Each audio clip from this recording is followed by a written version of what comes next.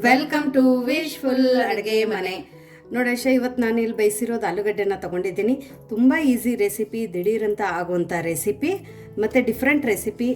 ಮಹಾರಾಷ್ಟ್ರಲ್ಲಿ ಫಾಸ್ಟಿಂಗದ ರೆಸಿಪಿಗಳು ಸುಮಾರು ಜಾಸ್ತಿ ಪ್ರಮಾಣದಲ್ಲಿ ನಾವು ಮಾಡ್ತೀವಿ. ಸೊ ಅದರಲ್ಲಿದೆ ಇದು ಒಂದು ಹೊಸ ರೆಸಿಪಿ. ಸೊ ಕೆಲವೊಬ್ರಿಗೆ ಗೊತ್ತಿರುತ್ತೆ, ಬಟ್ ಮಾಡೋ ರೀತಿ ಇವತ್ತಿನ ತುಂಬ ಡಿಫ್ರೆಂಟ್ ಆಗಿದೆ. ಸೊ ಅದನ್ನ ನೀವು ಕೊನೆ ತನಕ ಮಧ್ಯದಲ್ಲಿ ಸ್ಕಿಪ್ ಮಾಡದೆ ನೋಡಿದರೆ ಮಾತ್ರ ಗೊತ್ತಾಗುತ್ತೆ ಯಾವ್ಯಾವ ಇಂಗ್ರೀಡಿಯೆಂಟ್ಸ್ನ ನಾವು ಹಾಕಿರ್ತೀವಿ ಅಂತ ಹೇಳ್ಬಿಟ್ಟು. ತುಂಬ ಡಿಫ್ರೆಂಟ್ ಆಗಿದೆ. ನೀವೇ ಆಮೇಲೆ ನಂಗೆ ಕಮೆಂಟ್ ಮಾಡಿ ಹೇಳೋರಂತೆ ಯಾವ ಥರ ಇದೆ ಈ ರೆಸಿಪಿ ಅಂತ. ಸೊ ಇವಾಗ ನೋಡಿ, ಇಲ್ಲಿ ನಾನು ಬೇಯಿಸಿರೋದು ಆಲೂಗಡ್ಡೆನ ತೊಗೊಂಡಿರೋದು ಆಶಾ. ಅದ್ರ ಮೇಲ್ಗಡೆ ಅದು ಸಿಪ್ಪೆಗಳನ್ನ ತಕ್ಕೊಳ್ಳೋಣ. ಸಿಪ್ಪೆಗಳು ತಗೊಂಡ್ಬಿಟ್ಟು ನಾವು ಮತ್ತೆ ನೆಕ್ಸ್ಟ್ ಏನು ಮಾಡೋದು ಅಂತ ನೋಡೋಣ. ನೋಡಿ, ನಾವೀಗ ಒಂದು ಬೇಸನ್ನು ತಗೊಂಡಿದ್ದೀವಿ. ಸಿಪ್ಪೆ ಬಿಡಿಸಿದ ಆಲೂಗಡ್ಡೆನ ಅದ್ರೊಳಗಡೆ ಸೇರಿಸ್ಕೊಳ್ತಾ ಇದೀವಿ. ಸೊ ಇವಾಗ ಈ ಆಲೂಗಡ್ಡೆ ಆಶಾ ನಾವು ಸಾಫ್ಟಾಗಿ ಬೇಯಿಸ್ಕೊಂಡಿರ್ತೀವಲ್ಲ, ಸೊ ಇದನ್ನ ನಾವು ನೀಟಾಗಿ ಸ್ಮ್ಯಾಶ್ ಮಾಡ್ಕೋಬೇಕು. ಗ್ರೇಟ್ ಮಾಡ್ಕೊಳ್ಳೋ ಅವಶ್ಯಕತೆ ಏನಿಲ್ಲ, ಸ್ಮ್ಯಾಶ್ ಆದರೆ ಸಾಕು. ಅಂದ್ರೆ ಒಳಗಡೆ ಗಂಟುಗಳು ಉಳಿಬಾರ್ದು, ಆ ಥರ ಸ್ಮ್ಯಾಶ್ ಮಾಡ್ಕೊಬೇಕು. ಹೌದು. ಸೊ ನಿಮ್ಮ ಹತ್ರ ಒಂದು ಆಲೂಗಡ್ಡೆ ಇದ್ರೂ ಈ ರೆಸಿಪಿ ಆಗುತ್ತೆ. ಜಾಸ್ತಿ ಆಲೂಗಡ್ಡೆ ಬೇಕೇ ಅಂತೇನಿಲ್ಲ, ಒಂದು ಆಲೂಗಡ್ಡೆ ಇದ್ರೂ ಅಷ್ಟೇ ಪರ್ಫೆಕ್ಟಾಗಿ ಬರುತ್ತೆ ಈ ರೆಸಿಪಿ. ಅಕಸ್ಮಾತ್ ಕುದಿಸಿರೋದು ಇಲ್ಲ ಅಂದ್ರೂ ಆಲೂಗಡ್ಡೆ ಹಸಿದನ್ನು ತುರಿದ್ಬಿಟ್ಟು ಹಾಕೋಬಹುದು. ಹಸಿದ್ರಲ್ಲೇ ಮಾಡ್ಕೊಬೋದು, ಹಸಿದ್ರಲ್ಲಿನೂ ಮಾಡ್ಕೋಬಹುದು. ಸಬ್ಬಕ್ಕಿಯಲ್ಲಿನೂ ಸುಮಾರು ವೆರೈಟೀಸ್ಗಳಿದ್ದಾವೆ. ಬಟ್ ಮಾಡೋ ರೀತಿ ಗೊತ್ತಿದ್ರೆ ಡೈಲಿ 1-2 ರೆಸಿಪಿಗಳನ್ನ ಮಾಡಿ ತಿನ್ಕೋಬಹುದು. ಅವಾಗ ನಾವು ಫಾಸ್ಟಿಂಗ್ ಮಾಡ್ತಾ ಇದ್ದೀವಿ ಅಂತಾನೆ ಅನ್ಸಲ್ಲ. ಸೊ ನೋಡಿ, ಇವಾಗ ಇದು ಇಷ್ಟೆಲ್ಲ ಚೆನ್ನಾಗಿ ಸ್ಮ್ಯಾಶ್ ಆಗಿದೆ. ಇವಾಗ ನೆಕ್ಸ್ಟ್ ಇದ್ರ ಒಳಗಡೆ ಏನು ಹಾಕೋದು ಅಂತ ನೋಡೋಣ. ಸೊ ನೋಡಿ, ಇಲ್ಲಿ ಆಲೂಗಡ್ಡೆ ಚೆನ್ನಾಗಿ ಸ್ಮ್ಯಾಶ್ ಆಗಿದೆ ಅಲ್ಲ ಆಶಾ.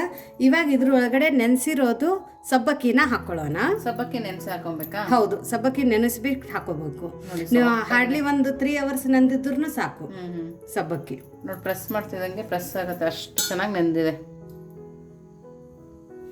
ಸೊ ಇವಾಗ ಇದಕ್ಕೇನೆ ನಾವು ರುಚಿಗೆ ಉಪ್ಪನ್ನು ಹಾಕೊಳ್ಳೋಣ. ಉಪ್ಪು ನೋಡ್ಬಿಟ್ಟು ಹಾಕೊಳ್ಳಿ. ನೀವು ಉಪವಾಸಕ್ಕೆ ಯಾವ ಉಪ್ಪು ತಿಂತೀರಾ ಆ ಉಪ್ಪನ್ನು ಹಾಕೊಳ್ಳಿ. ಇವಾಗ ಇಷ್ಟೆಲ್ಲ ಹಾಕೊಂಡ ನಂತರ ಆಶಾ, ಇವಾಗ ಇದ್ರ ಒಳಗಡೆ ನಾವು ಸಣ್ಣದಾಗಿ ಕಟ್ ಮಾಡ್ಕೊಂಡಿರೋಂಥ ಕೊತ್ತಂಬರಿ ಸೊಪ್ಪನ್ನು ಹಾಕೊಳ್ಳೋಣ. ಸೊ ಕೊತ್ತಂಬರಿ ಸೊಪ್ಪು ಹಾಕೊಂಡು ಇದನ್ನು 1-2 ನಿಮಿಷ ಪಕ್ಕಕ್ಕೆ ಇಟ್ಕೊಂಡು ಇದಕ್ಕೆ ಯಾವ ಮಸಾಲೆನ ಹಾಕೊಳ್ಳೋದು ರುಬ್ಬಿ ಬಿಟ್ಟು ಅಂತ ನೋಡೋಣ. ನೋಡಿ, ಒಂದು ಮಿಕ್ಸಿ ಜಾರ್ ತಗೊಂಡಿದ್ದೀವಿ. ಇದ್ರ ಒಳಗಡೆ ಹುರಿದಿರೋದು ಕಡಲೆ ಬೀಜ ಹಾಕೊಂಡಿರೋದು ನಾನು 1 ಹಿಡಿ. ಅದ್ರ ಜೊತೆ ಹಸಿಮೆಣಸಿನ್ಕಾಯಿ ಹಾಕೊಂಡಿದ್ದೀನಿ. ಖಾರ ನೋಡಿ ಹಸಿಮೆಣಸಿನ್ಕಾಯಿನ ಹಾಕೊಳ್ಳೋಣ. ಇದೆಲ್ಲನೂ ಆಶಾ ನಾವು ನೀರು ಹಾಕದೆ ಸ್ವಲ್ಪ ತರಿ ಹಂಗೆ ಪೇಸ್ಟ್ ಮಾಡ್ಕೊಂಡು ಬರಬೇಕು. ನೀರು ಹಾಕಬಾರ್ದು, ಒಂಥರ ಪೌಡರ್ ಥರ ಮಾಡ್ಕೊಂಡು ಬರಬೇಕು ನಾವು ಇದನ್ನು. ಸೊ ನೋಡಿ, ಇದನ್ನು ಈ ಥರ ನಾವು ಪುಡಿ ಮಾಡ್ಕೊಂಡು ಬಂದಿರೋದು, ನೀರು ಹಾಕಬಾರ್ದು. ಈ ಮಸಾಲೆನ ನಾವು ಇದೇನು ಸಬ್ಬಕ್ಕಿದ ಮಿಶ್ರಣ ಇದೆ ಅಲ್ಲ ಅದ್ರ ಒಳಗಡೆ ಹಾಕೊಳ್ಳೋಣ. ನೋಡಿ, ಈ ಥರ ಹಾಕೋಬೇಕು. ಕಡಲೆ ಬೀಜ ಸ್ಮೆಲ್ ಅಂತ ತುಂಬ ಚೆನ್ನಾಗಿ ಬರ್ತಾ ಇದೆ.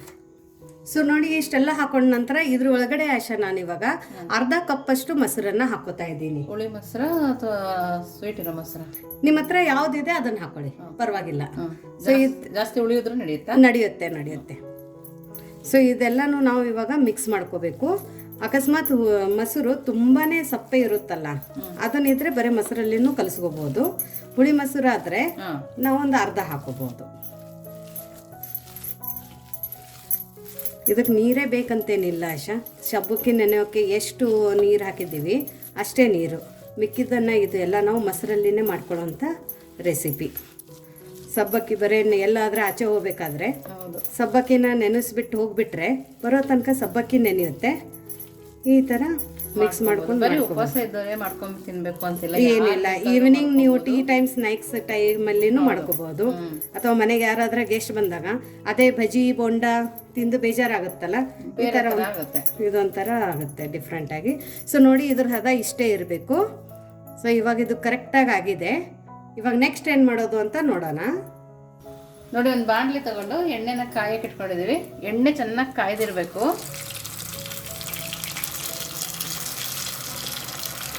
ಸೊ ಹಿಟ್ಟು ಗಟ್ಟಿನೇ ಇರಬೇಕು, ತುಂಬ ಆಳಸಿರಬಾರ್ದು. ಆಳಸಾಗಿದ್ರೆ ಒಳಗಡೆ ಬಿಟ್ಕೊಂಡು ಬಿಡುತ್ತೆ ಎಣ್ಣೆಯಲ್ಲಿ. ಸೊ ಹಾಗಾಗಿ ಆದಷ್ಟು ಗಟ್ಟಿಯಾಗಿನೇ ನೀವು ಇಲ್ಲಿ ಸ್ವಲ್ಪ ಆಳಸಾದ್ರೆ ಏನು ಮಾಡೋದು ಗೊತ್ತಿಲ್ಲ. ಸ್ವಲ್ಪ ಆಳಸಾಗಿದ್ರೆ ಇದನ್ನ ಇರುತ್ತಲ್ಲ ನೆನೆಸಿರೋ ಸಬ್ಬಕ್ಕಿ, ಅದನ್ನ ಮತ್ತೆ ಮಿಕ್ಸ್ ಮಾಡ್ಕೋಬಹುದು. ಅದನ್ನು ಇಲ್ಲ ಅಂದ್ರೆ ಸಬ್ಬಕ್ಕಿನ ಮಿಕ್ಸಿಯಲ್ಲಿ ಹಾಕೊಂಡು ಪೌಡರ್ ಮಾಡ್ಕೊಂಡು ಮಿಕ್ಸ್ ಮಾಡ್ಕೋಬಹುದು. ಅದೇ ಕಲಿಸ್ಬೇಕಾದ್ರೆ ಸ್ವಲ್ಪ ಗಟ್ಟಿ ಕಲಿಸ್ಕೊಂಡ್ರೆ ಚೆನ್ನಾಗಿ ಬರುತ್ತೆ. ಸೊ ನೋಡಿ, ಇಲ್ಲಿ ರೆಡಿಶ್ ಆಗ್ತಾ ಇದೆ. ಫ್ಲೇಮನ್ನು ಮಾತ್ರ ಹಾಯಲ್ಲಿನೇ ಇಟ್ಕೋಬೇಕು. ಇಟ್ಕೊಂಡು ಇದನ್ನೇ ನಿಧಾನಕ್ಕೆ ನಾವು ಈ ಥರ ತಿರುಗಿಸ್ಕೊಳ್ಳೋಣ. ನೋಡಿ ಎರಡೂ ಕಡೆ ಬೆಂದಿದೆ. ಇದನ್ನ ನಾವು ಆಮೇಲೆ ಬಿಡಿಸ್ಕೊಳ್ಳೋಣ. ಇದನ್ನೇ ಇದೇ ತರ ಹಾಕಿದ್ರೆ ಇನ್ನೊಂದು ಅಡ್ವಾಂಟೇಜ್ ಅಂದ್ರೆ ತಿರು ಹಾಕೋಕೆ ಈಸಿ ಆಗುತ್ತೆ. ಹೌದು. ಸೊ ಈ ಸಬ್ಬಕ್ಕಿ ಇರೋದ್ರಿಂದ ಒಂದಕ್ಕೊಂದು ಅಂಟುತ್ತೆ. ಆಮೇಲೆ ಇದು ರೆಡಿಶ್ ಬ್ರೌನ್ ಆಗೋ ತನಕ ಕರ್ಕೋಬೇಕು. ಇನ್ನೊಂದು ಬ್ಯಾಚ್ ಹಾಕಿ ನೋಡೋಣ. ಸೊ ಫ್ಲೇಮನ್ನು ಮಾತ್ರ ಹಾಯಲ್ಲಿನೇ ಇಟ್ಕೊಂಡು ಎಲ್ಲ ನಾವು ಕರ್ಕೋಬೇಕು.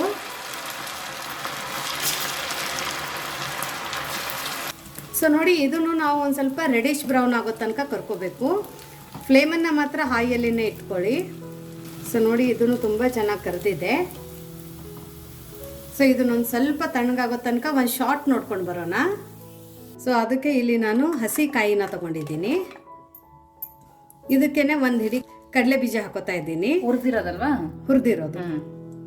ಖಾರ ನೋಡಿ ಇಲ್ಲಿ ನಾವು ಹಸಿಮೆಣಸಿನ್ಕಾಯಿನ ಹಾಕ್ಕೊಳ್ಳೋಣ. ಸ್ವಲ್ಪ ಶುಂಠಿ ಹಾಕ್ಕೊಳ್ಳೋಣ. ಸ್ವಲ್ಪ ಕೊತ್ತಂಬರಿ ಸೊಪ್ಪು. ಅಕಸ್ಮಾತ್ ಶುಂಠಿ ಕೊತ್ತಂಬರಿ ಸೊಪ್ಪು ತಿನ್ನಲ್ಲ ಅಂದರೆ ಸ್ಕಿಪ್ ಮಾಡ್ಕೊಳ್ಳಿ. ರುಚಿಗೆ ಉಪ್ಪು ಹಾಕೊಂಡ್ಬಿಟ್ಟು ನೀರು ಹಾಕೊಂಡು ನಾವು ನಾರ್ಮಲ್ ಚಟ್ನಿ ಹೆಂಗೆ ರುಬ್ಕೊಂಡು ಬರ್ತೀವಲ್ಲ ಆ ಥರ ರುಬ್ಕೊಂಡು ಬರೋಣ. ನೋಡಿ ಈ ಥರ ಚಟ್ನಿನ ರುಬ್ಕೊಂಡು ಬಂದಿದ್ದೀವಿ. ಸೊ ಈ ಚಟ್ನಿಗೆ ಒಗ್ಗರಣೆಯನ್ನು ಹಾಕೋದು ಬೇಕಾಗಿಲ್ಲ ಆಶಾ. ಯಾಕಂದ್ರೆ ಇದು ಪ್ಲೇನೇ ತುಂಬಾ ಚೆನ್ನಾಗತ್ತೆ. ನಿಮ್ಗೆ ಗಟ್ಟಿ ಬೇಕಂದ್ರೆ ಇನ್ನೂ ಗಟ್ಟಿ ಮಾಡ್ಕೋಬಹುದು, ಇಲ್ಲ ತಿಳು ಬೇಕಂದ್ರೆ ಇನ್ನೊಂದು ಸ್ವಲ್ಪ ನೀರು ಹಾಕೊಂಡು ತಿಳುನು ಮಾಡ್ಕೋಬಹುದು. ಈ ತರ ಇದ್ರೆ ತುಂಬಾ ಚೆನ್ನಾಗಿರುತ್ತೆ. ಹೌದು. ಸೊ ಇದನ್ನ ಇವಾಗ ತೆಗೆದು ಪಕ್ಕಕ್ಕಿಟ್ಟು ನೆಕ್ಸ್ಟ್ ಏನ್ ಮಾಡೋದು ಅಂತ ನೋಡೋಣ. ಸೊ ಇವಾಗ ನೋಡಿ ನಾವು ಮಾಡ್ಕೊಂಡಿರೋಂಥ ಪುರಿನ ಹಾಕೊಳ್ಳೋಣ.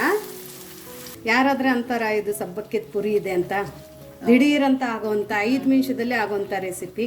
ನೋಡೋಕೆ ಕೂಡ ಎಷ್ಟು ಚೆನ್ನಾಗಿ ಕಾಣಿಸ್ತದೆ ನೋಡಿ. ಹೌದು ಅಂತ ನೋಡಿ. ಜೀರಿಗೆ ಎಲ್ಲ ಎಷ್ಟು ಚೆನ್ನಾಗಿ ಕಾಣಿಸ್ತಾ ಇದೆ, ತೆಳುಗು ಹೂವಾಗಿದೆ. ನೋಡಿ ಆಶಾ ತಿಂದ್ಬಿಟ್ಟು ಹೇಗಾಗಿದೆ ಫಾಸ್ಟಿಂಗ್ದು ಸಬ್ಬಕ್ಕಿ ಪುರಿ. ನೋಡಿ ಉಪವಾಸ ಮಾಡೋರು ಕೂಡ ರುಚಿಯಾಗಿ ತಿನ್ಬೋದು. ಹೌದು. ಒಳಗಡೆ ಸಾಫ್ಟು, ತುಂಬಾ ಚೆನ್ನಾಗಿದೆ. ಸೊ ನೋಡಿ ನಮ್ದು ಬಿಸಿ ಬಿಸಿ ಮೊಸರಿಂದ ಆಗಿರೋಂಥ ಸಬ್ಬಕ್ಕಿ ವಡೆ. ಹೌದು. ಸೊ ಇದು ಬಜ್ಜಿನೂ ಅನ್ನಿ ವಡೆನೂ ಅನ್ನಿ ನೋಡಿ ಈ ಥರ ಹಾಕೊಂಡ್ರೆ ಆಶಾ ನೀಟಾಗಿ ಉಚ್ಚುತ್ತೆ. ನೋಡಿ ಏನು ಚೆನ್ನಾಗಿ ಬರ್ತದೆ. ಇಷ್ಟು ಚೆನ್ನಾಗಿ ಸಬ್ಬಕ್ಕಿಯಿಂದ ಮಾಡೋದು. ಉಪವಾಸದಲ್ಲೂ ತಿನ್ಬೋದು, ಸ್ನ್ಯಾಕ್ಸ್ ಥರನೂ ತಿನ್ಬೋದು, ಮಕ್ಕಳಿಗೂ ಕೊಡ್ಬೋದು. ಇದು evergreen recipe, any time ತಿನ್ಕೋಬಹುದು. ಸೊ ನೋಡಿ ನೀವು ಸಂಡಿಗೆ ಎಲ್ಲ ತಿಂತೀರಲ್ಲ ಆ ಥರ ಇದು ಸಂಡಿಗೆ, ಸಬ್ಬಕ್ಕಿ ಸಂಡಿಗೆ ತುಂಬ ಚೆನ್ನಾಗಾಗಿದೆ. ಸೊ ನೋಡಿ ಇಷ್ಟು ಕ್ರಿಸ್ಪಿಯಾಗಿ ಎಷ್ಟು ಚೆನ್ನಾಗಾಗಿದೆ. ಬಾಯಲ್ಲಿ ನೀರು ಬರ್ತಾ ಇದ್ರೆ ಕಮೆಂಟ್ ಹಾಕಿ. ನಿಮಗೆ ಈ ರೆಸಿಪಿ ಹೊಸದಾದ್ರೂ ಕಮೆಂಟ್ ಹಾಕಿ. ಸಬ್ಬಕ್ಕಿ ವಡೆ, ಸಬ್ಬಕ್ಕಿ ಬೊಂಡ, ಸಬ್ಬಕ್ಕಿದ್ದು ಏನೇ ರೆಸಿಪಿ ಎಲ್ಲರೂ ಮಾಡ್ತಾರೆ. ಬಟ್ ಈ ಥರ ಒಂದು ಮೊಸರಿಂದ ಸಬ್ಬಕ್ಕಿದ್ದು ಈ ಥರ ಒಂದು ರೆಸಿಪಿನ ನೀವು ಇದಕ್ಕಿಂತ ಮುಂಚೆನೂ ನೋಡಿದರೆ ಅಥವಾ ನೀವು ನಿಮ್ಮ ಮನೇಲಿ ಮಾಡ್ತಿದ್ರೆ ನಮಗೆ ಕಮೆಂಟ್ ಮೂಲಕ ತಿಳಿಸೋದನ್ನು ಮರಿಬೇಡಿ. ಸೊ ಇವತ್ತೇ ನಾವು ಕಾಯಿ ಚಟ್ನಿ ಜೊತೆ ತಿನ್ನೋಣ, ತುಂಬ ಚೆನ್ನಾಗಿರುತ್ತೆ. ಅಥವಾ ಉಪವಾಸಕ್ಕೆ ನಿಮಗೆ ಪುದೀನ ಚಟ್ನಿ ನಡೀತಾ ಇದ್ದರೆ ಪುದೀನ ಚಟ್ನಿ ಜೊತೆನೂ ತಿನ್ಕೋಬಹುದು. ಸೊ ಇದನ್ನು ಕ್ರಿಸ್ಪಿ ತೋರಿಸ್ತೀನಿ ಹೇಗೆ ಆಗಿದೆ ಅಂತ. ಸೊ ನೋಡಿ ಹೊರಗಡೆ ಕ್ರಿಸ್ಪಿ, ಒಳಗಡೆ ಸಾಫ್ಟು, ಆಮೇಲೆ ಒಳಗಡೆನೂ ಸ್ಪಾಂಜ್ ಆಗಿದೆ. ತುಂಬ ಚೆನ್ನಾಗಾಗಿದೆ ನೋಡಿ. ಕಲರ್ ನೋಡಿ ಹೇಗಾಗಿದೆ.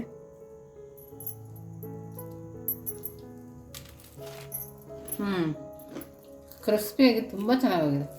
ಮೊಸರು ಹಾಕಿದ್ವಿ ಅಂತ ಅನ್ನಿಸ್ತಾ ಇಲ್ವಾ? ಹುಳಿ ಅನ್ನಿಸ್ತಾ ಇಲ್ಲ, ಏನು ಅನಿಸ್ತಾ.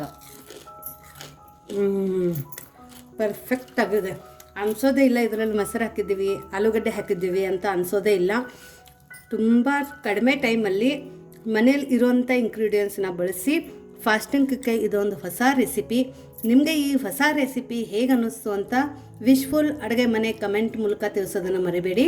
ಇನ್ನೂ ನಮ್ಮ ಚಾನೆಲ್ನ ಲೈಕ್ ಮಾಡಿಲ್ಲ ಅಂದರೆ ಲೈಕ್ ಮಾಡಿ, ಶೇರ್ ಮಾಡಿ, ಸಬ್ಸ್ಕ್ರೈಬ್ ಮಾಡೋದನ್ನು ಮರಿಬೇಡಿ. ವಿಶ್ಫುಲ್ ಅಡುಗೆ ಮನೆಗೆ ಥ್ಯಾಂಕ್ ಯು.